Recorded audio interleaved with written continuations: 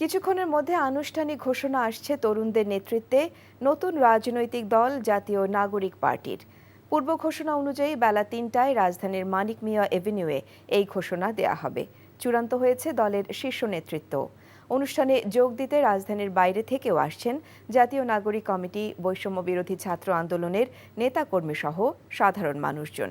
Report Kaykobad মাহমুদের। বাংলাদেশের রাজনৈতিক প্রেক্ষাপটে যুক্ত হতে যাচ্ছে নতুন রাজনৈতিক দল জাতীয় নাগরিক পার্টি। তরুণদের এই দলের আনুষ্ঠানিক এই ঘোষণার সাক্ষী হতে শুক্রবার সকাল থেকেই মানিক মিয়া এভিনিউয়ে আসতে শুরু করেন জাতীয় নাগরিক কমিটি ও বৈষম্য বিরোধী ছাত্র আন্দোলনের সদস্যরা। জুলাই অভ্যুত্থানের অংশগ্রহণকারীরাও আসছেন, দিচ্ছেন নানান স্লোগান। আয়োজনের প্রস্তুতি সম্পন্ন, সবার অপেক্ষা নতুন দলের আনুষ্ঠানিক ঘোষণার। আমাদের জায়গা থেকে আমাদের একটা প্রিপারেশন আছে, আমরা একটা প্ল্যান প্রোগ্রাম অনুযায়ী আগাচ্ছি। আপনারা দেখতে পাচ্ছেন আমরা চারদিক থেকে সব ধরনের ব্যবস্থা নিয়েছি। একটা মানে সুন্দর প্রোগ্রাম বাস্তবায়নের জন্য যে ধরনের প্রস্তুতিগুলো দরকার হয় সেই প্রস্তুতিগুলো আমরা নেওয়ার চেষ্টা করেছি, এবং অন্যান্য প্রোগ্রামগুলোতে যে ধরনের ত্রুটি থাকে সেগুলোকে আমরা আমলে নিয়ে সেইগুলো যাতে না হয় সেটার ব্যাপারে প্রস্তুতি নিয়েছি। অনুষ্ঠানস্থলের নিরাপত্তা নিশ্চিত করতে আইন শৃঙ্খলা বাহিনী সহায়তা করছে বলে জানান আয়োজকরা। নিরাপত্তা দেওয়ার জন্য আমরা বাংলাদেশ পুলিশের কাছে সহযোগিতা চেয়েছি। ডিএমপি আমাদেরকে অবহিত করেছেন যে তারা সহযোগিতা করবেন, শৃঙ্খলার বিষয়টা তারা দেখবেন। সেই সাথে এই অগণিত মানুষ, লক্ষাধিক মানুষের এখানে আমরা ফার্স্ট এইড ট্রিটমেন্ট রেখেছি। সেই সাথে ভ্রাম্যমাণ টয়লেট রাখা হয়েছে যেন কারো কোনো প্রবলেম না হয়। সেই সাথে আপনার সুপেয় পানির ব্যবস্থা করা হয়েছে।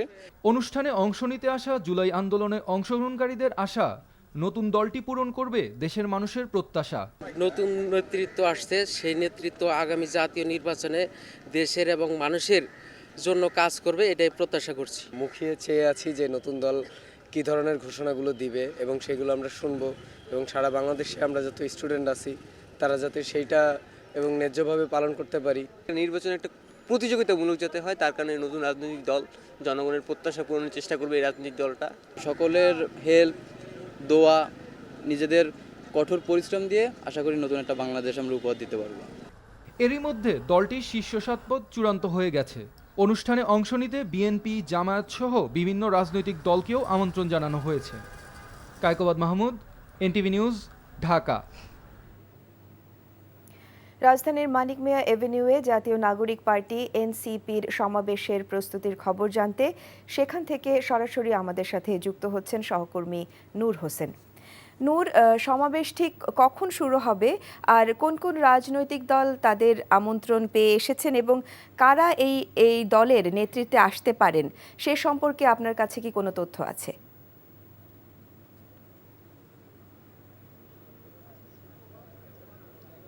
আফসানা, ৫ই আগস্টের পরে দীর্ঘদিন ধরে গত ৬ মাস, ৬.৫ মাস ধরে বাংলাদেশের রাজনীতির একটি মূল আলোচনা বলা চলে নতুন রাজনৈতিক দলের আত্মপ্রকাশটি আসলে কখন ঘটবে।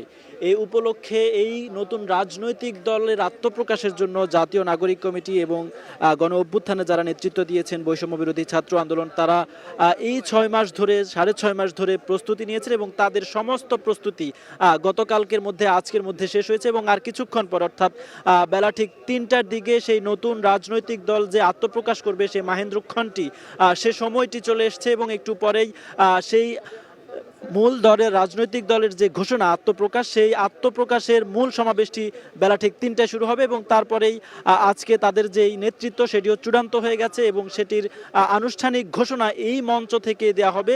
নতুন এই রাজনৈতিক দলের নাম চূড়ান্ত করা হয়েছে। রাজনৈতিক দলটির নাম হচ্ছে জাতীয় নাগরিক পার্টি, সিএনপি।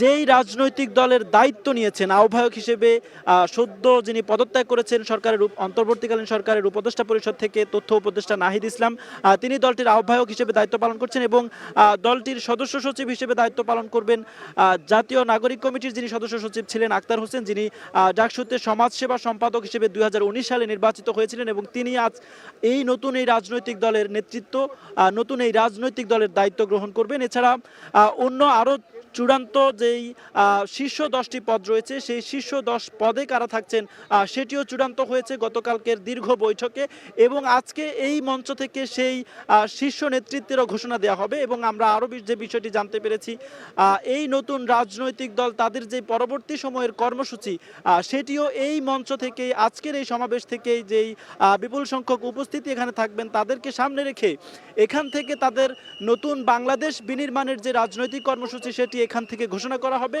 এবং তারা বলছেন যে তারা গতানুগতিক বা প্রথাগত যে রাজনৈতিক সংস্কৃতি রয়েছে, প্রথাগত যে রাজনৈতিক দলগুলো রয়েছে সেখান থেকে বাংলাদেশকে বের করে নিয়ে আসার যে চেষ্টা, সেই চেষ্টাটাই এই রাজনৈতিক দলের মধ্য দিয়ে শুরু করবেন। এবং এই রাজনৈতিক দলের মোটা দাগে 4টি আদর্শের কথা আমরা জানতে পেরেছি। তারা বাংলাদেশপন্থী হবেন এমনটি আমাদেরকে বলেছেন, তারা গণতন্ত্রপন্থী হবেন আমাদেরকে বলেছেন, তারা মধ্যমপন্থী হবেন আমাদেরকে বলেছেন, এবং তারা অন্তর্ভুক্তিমূলক রাষ্ট্র বিনির্মাণের বা অন্তর্ভুক্তিমূলক রাজনৈতিক দল নির্মাণের জন্য তাদের যে প্রচেষ্টা সেই প্রচেষ্টা চালাবেন এমনটিও আমাদেরকে নিশ্চিত করেছেন।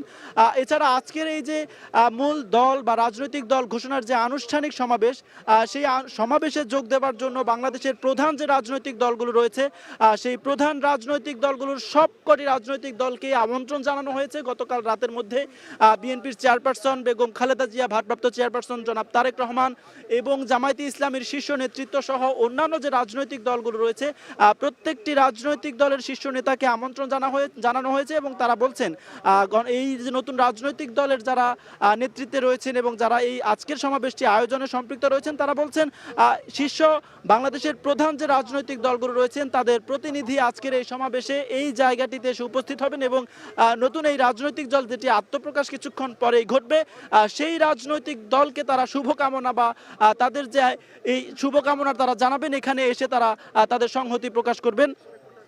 এছাড়া আজকে সারা বাংলাদেশের বিভিন্ন জেলা থেকে রাজনৈতিক শক্তি হিসেবে নতুন এই রাজনৈতিক দল জানান দেওয়ার জন্য এই মানিক মিয়া এভিনিউতে বড় শোডাউন করার কথা রয়েছে। এবং এরই মধ্যে দেশের বিভিন্ন জেলা থেকে বাসে করে নেতাকর্মীরা এসে মানিক মিয়া এভিনিউতে উপস্থিত হতে শুরু করেছেন এবং মঞ্চের যে সামনের দিকটা সেদিকে প্রচুর নেতাকর্মীর উপস্থিতি আমরা দেখতে পাচ্ছি। আফসানা।